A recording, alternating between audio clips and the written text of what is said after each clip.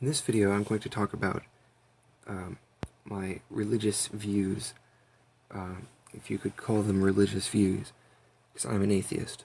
I don't practice any religion or partake in any kind of spirituality. At least, maybe you consider like music or, video games or something that you can really get in tune with spiritual. But, I don't believe in ghosts or any of that kind of stuff.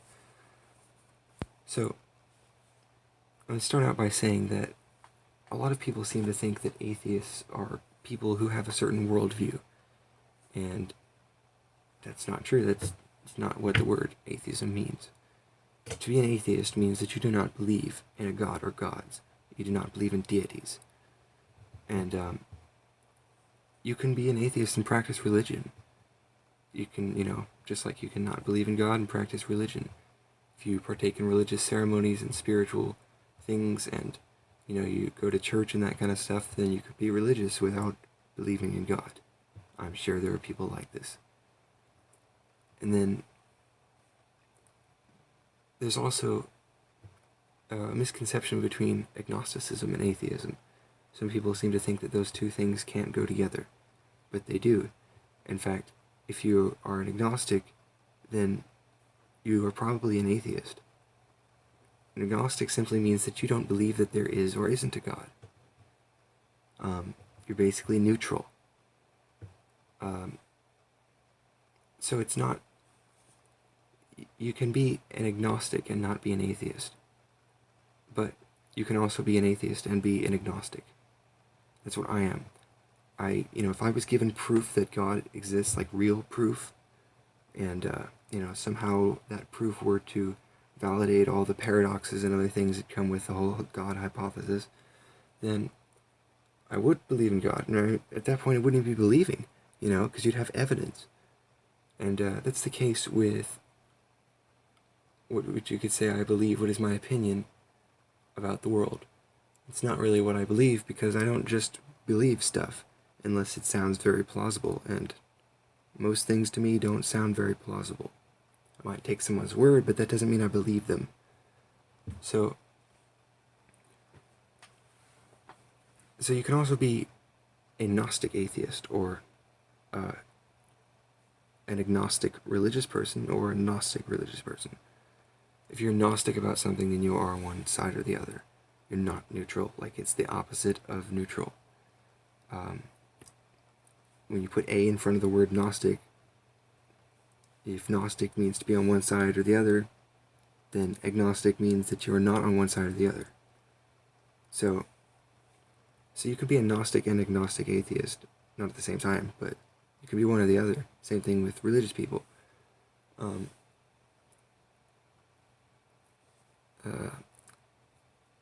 why I'm an atheist is because there's no real evidence that I've seen for the existence of God, and it's extremely implausible, improbable, better yet. It just doesn't make sense. It's just doesn't make sense. Too many inconsistencies in the whole idea. There are many paradoxes, like, where did God come from? You can't say that God has always been. That's just preposterous. It's like a paradox in itself. When people say that the universe started with the Big Bang, we can actually verify that. There's evidence for that. We know that it started at some point. It happened at some point in the past. It's not like it just always been. We don't know what started the Big Bang, what it was before, but it seems like, a singularity of unstable energy would be a better candidate for first thing than a fully conscious, flawless, omniscient deity. It's like if the first thing was a hydrogen atom or the first thing was a muffin. One of those is way more complex than the other. And there are other paradoxes, like we cannot have free will and God be omniscient at the same time. If God is omniscient, then he can control everything. If he can actually see what's going to happen and control it, then it's not only omniscient, but we don't have any free will. We couldn't. If we could control even just the tiniest aspects of our life through free will, then God cannot be omniscient. Those two things cannot, go together. The other whole idea of a flawless, omniscient God, which, not all God ideas are flawless, omniscient gods, but that whole idea doesn't make sense, because how could something that's flawless create something that's flawed, such as ourselves? And if you have something like, say, the Christian God, from what I understand, he didn't directly create hell or Satan. He created an angel who was a fallen angel that became Satan and created hell to put Satan there, or something like that. But so he must have known all this was going to happen. Even when he was making the angel that would descend, he must have known. It couldn't have been a mistake. So, if a God were to knowingly and willingly do that, that would make them evil. Unless there's, a good reason. I mean, even if the God was just so bored that he just wanted to create something that would go against him, and he knew that someday that would cause pain and suffering, he would be evil to do that in the beginning, even if it was an innocent evil. Now, if he knowingly created hell for Satan, but knowing that it would be used to send sinners or wicked people to, and that they would be tortured for all time, then he's just an evil son of a bitch. There are many other things, like, we are programmed to want things like sex and food. We are programmed to covet things. We're programmed to want possessions and want a lot of things. We're programmed to kill. I wouldn't say that that's right, but we are. You can't deny what we're programmed for. You can see what we're programmed for by seeing all the different kinds of things that people do.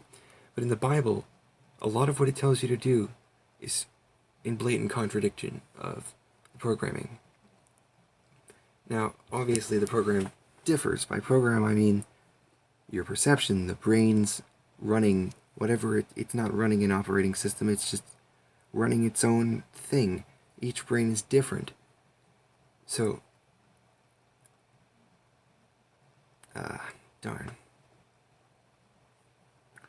What was I talking about?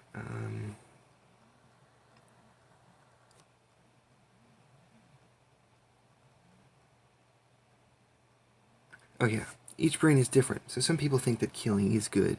Some people think that killing is bad. Some people that think his rape is good. That's just how the brain is. That's subjective morality.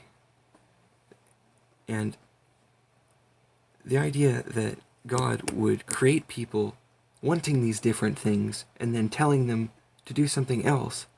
In the case of killing, you don't have to kill to be happy and be satisfied. There are other things you can do. But there are some things that are sins that shouldn't be sins. It'd probably be good if I had a list of sins in front of me that I could point out. I mean, most things that are sins in the Bible are bad. I would agree with that. But if you were God, then you programmed people to want to do things a certain way, and then blatantly told them to do exactly what you want, knowing that they wouldn't like that, and then threaten them with eternal torture if they don't. That sounds like a jackass. If the Christian God, Yahweh, or Jehovah, is the real God, I don't want to worship him, I don't want to be a part of him, I would flip him off if I could. I mean, the whole idea of him being a him is just stupid to begin with. The whole idea that we look like God and that God created us as the perfect beings and that all other animals are just below us. It's just the most egocentric, primitive, backwards thinking I can imagine. I mean, I guess back when you were a species that had to kill other animals for your survival, you shouldn't care about other animals, but we're not at that point anymore. We're not primitive. We have things like science, and that's pretty much what comes after religion. Religion is the attempt to explain how things came to be. Science is the attempt to actually figure out how those things came to be. Of course, there are people who are religious and scientific, But in my opinion, those two things, they contradict each other, so they must have some kind of contradiction going on in their brain that either they just deal with that some other way or don't realize it, or have some circular logic to apply to that so that they don't realize the flaws in their thinking.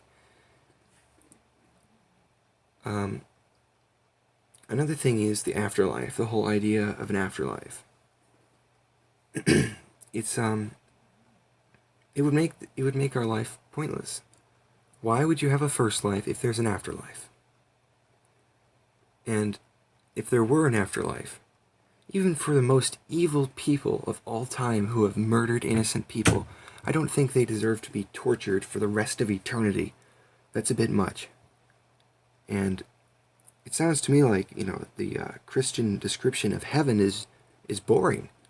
All you can do is, sit there and play harps in some clouds and love God, and that's pretty much it. Doesn't sound like you have any free will. Also, we know how our body works. We don't know in exact detail, but we're figuring it out.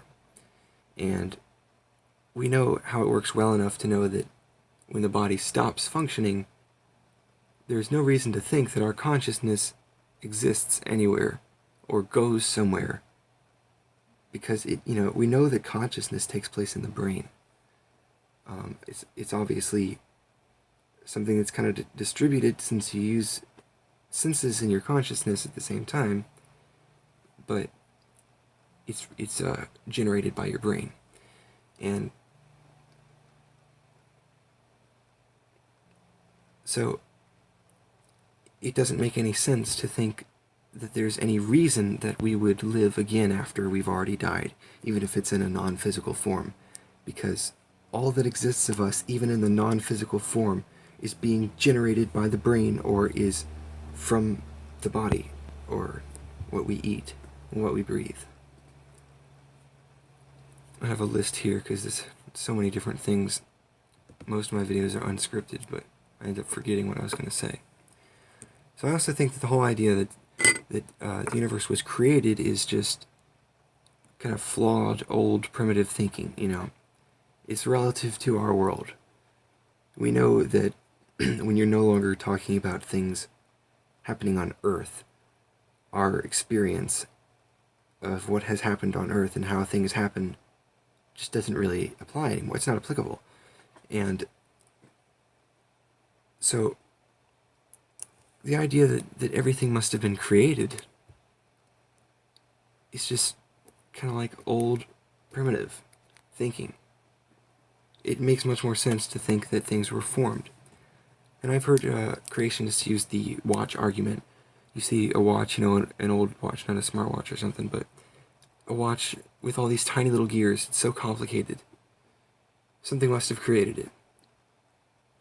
And in this case, it's obvious that something created it because we know what created it. You cannot see or know the existence of God. It's just not possible, unless you're a crazy person.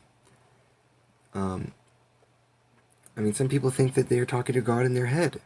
Your brain is so complicated, it's perfectly capable of generating a kind of consciousness that is partly separate to your own, or is just like your conscience, kind of, and have you think that that's a whole different person or something. If you are influenced by a certain kind of thinking, that's going to develop how your brain works. So it makes sense for people who think that they're talking to God in their head when they're really talking to their conscience that's been adapted to act like God. Why else would there be so many people, even in the same religions, who say that God says different things?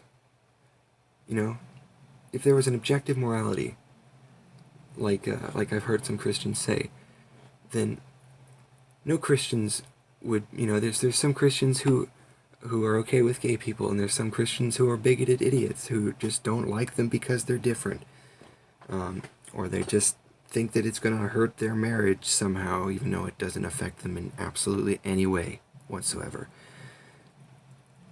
Those people are supposedly being talked to by God. If God was real and he was really talking to people, unless he was just like whispering different things in people's ears just to mess with his creations, like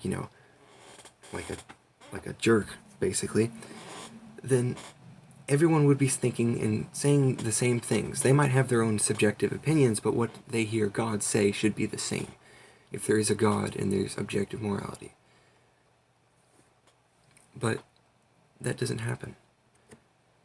You know, just even within the Christian branches of theology, they have radically different interpretations of it. You know, not all Christians feel the same way about something. That right there is just just the fact that not everyone feels the same way about things is proving that there's no objective morality.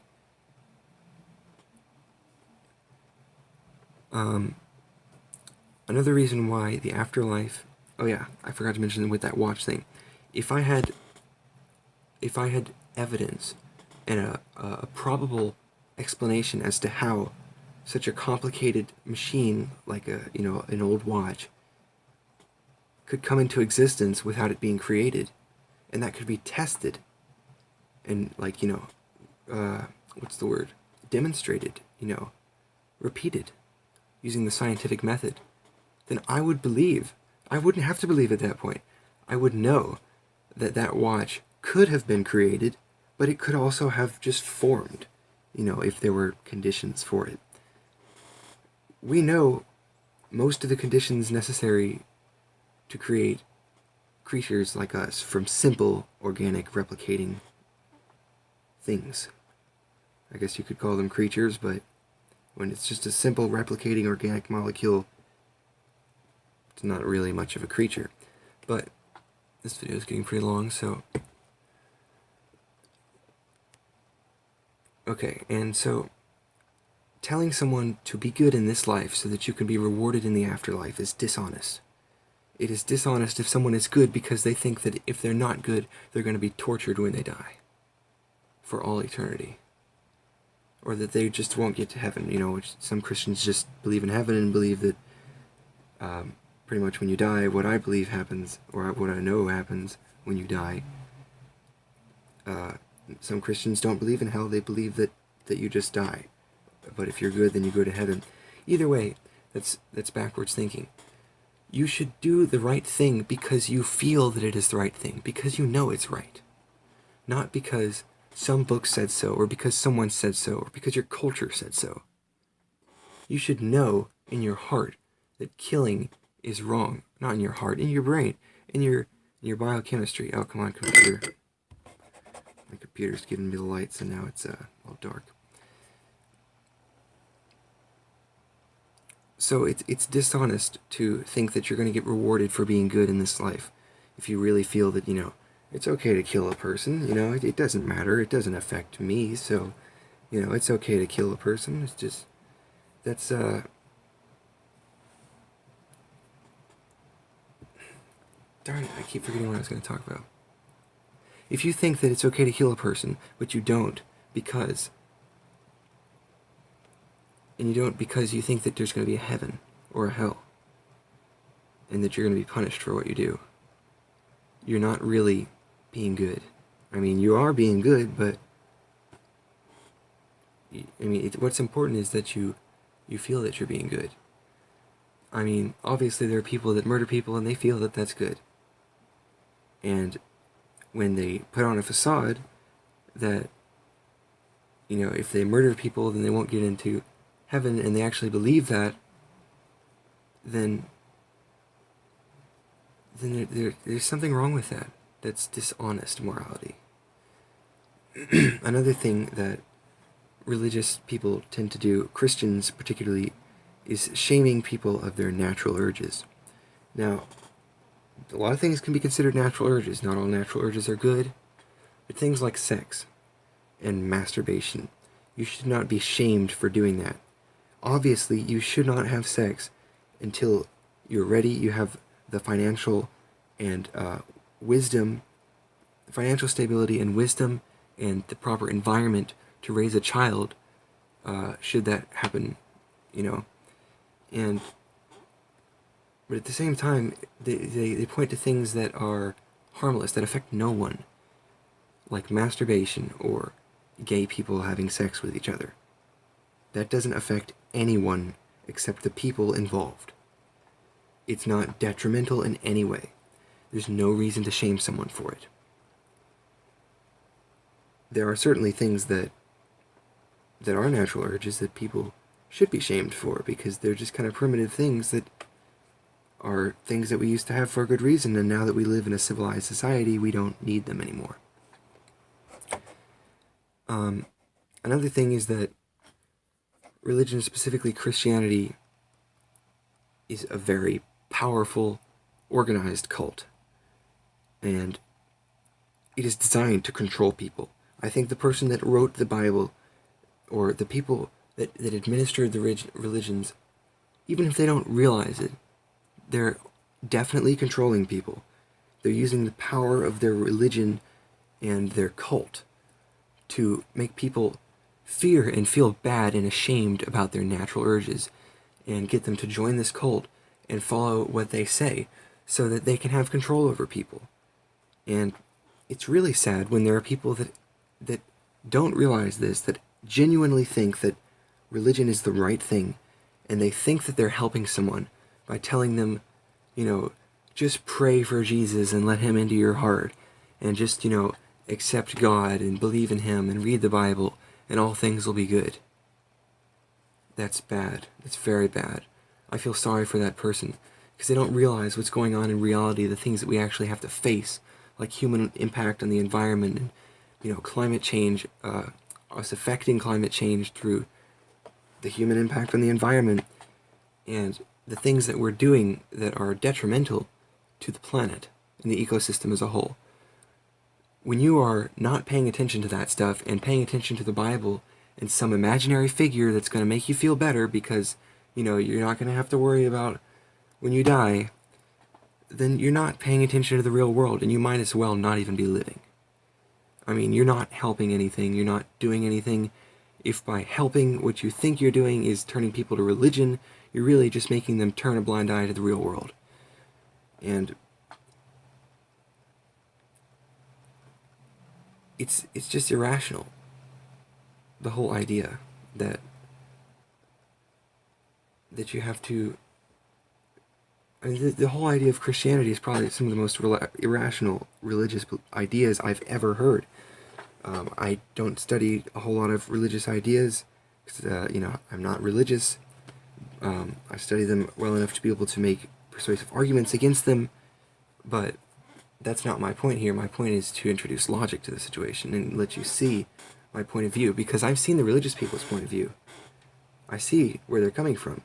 It would be nice if there was a heaven. It'd be nice if when you died, you got to live in another dimension, or your spirit got to wander around as a ghost or something. That would make me feel better if that were the case, and I wouldn't feel bad about dying. But you know what? That's not how the real world works. You have to wake up and smell the coffee. You have to realize that the real world is happening, and if you are living in a fantasy world, you're not even going to...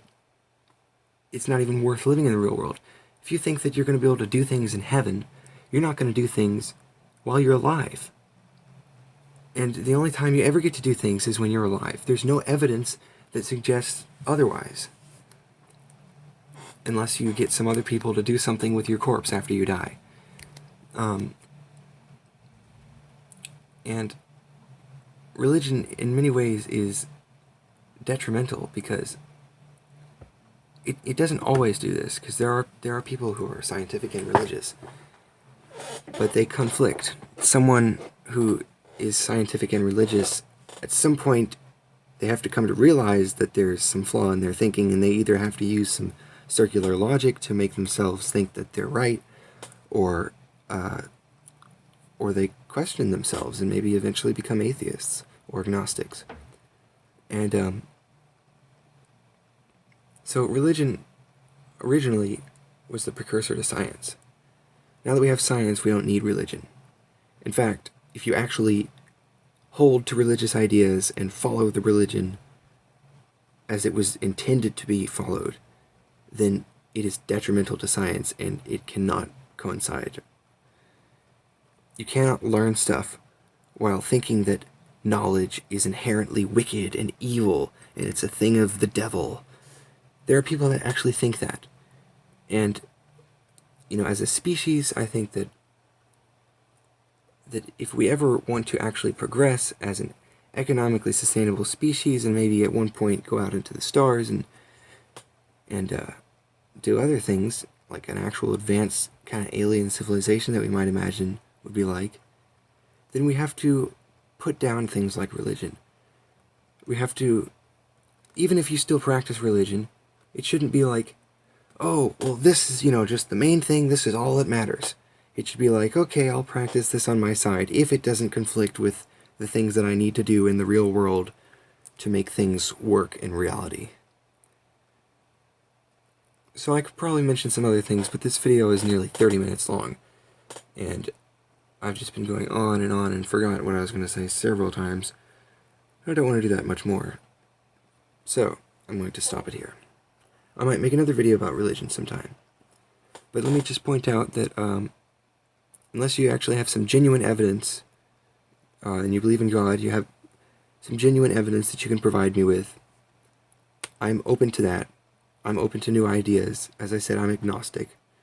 But if you're just going to try to convince me to become a Christian or become any kind of religious person because of what it says in your Bible especially, or for really any other reason, I'm either going to ignore you, or I might say some things that you might consider to be offensive. And I'm not trying to offend you, but, when people turn away from reality and are looking into a book of fairy tales, they're really brainwashed, and it scares me. And that's the kind of thing that if I said that to certain religious people I know, they would be offended. What's even funnier is that there's some religious people who are so brainwashed that they literally think that the atheists are the people who are brainwashed by science and Richard Dawkins and all this kind of nonsense. But it's only people who actually have an interest in science that have that kind of an ideology, or people who at least understand the scientific principles that have been put behind that whole line of thinking. I mean, it's a good reason. We actually have evidence for thinking these things. So when someone says that, oh, you're just biased, and you have to take a leap of faith to believe in atheism, which I've literally heard people say that, it's just ridiculous. I mean, you can't even believe in atheism. It doesn't make sense. And if you are an atheist and you happen to agree, or, well, unless you have some complex math to back it up, there's no reason that you shouldn't agree with the scientific consensus, unless maybe the scientific consensus doesn't have any complex math to back it up, or any kind of evidence or science to back it up, in which case it's not science. But so if you're an atheist and you believe this kind of stuff, you don't believe it. It's not a belief. It's not something that's faith-based. You don't have to have hope or faith about it. You know that it's the case. You may not understand it in exact detail because you're not a physicist or something, but you understand the principles behind it. You know that it's real. And if you're skeptical about it, then you can learn the advanced scientific, kinds of things like math and other things that you can use that pretty much use math to confirm these things. The only things that cannot be confirmed with math are things that are hard to ask. Actually, I don't know, maybe you can confirm things like what happened before the Big Bang with math, but I don't think so.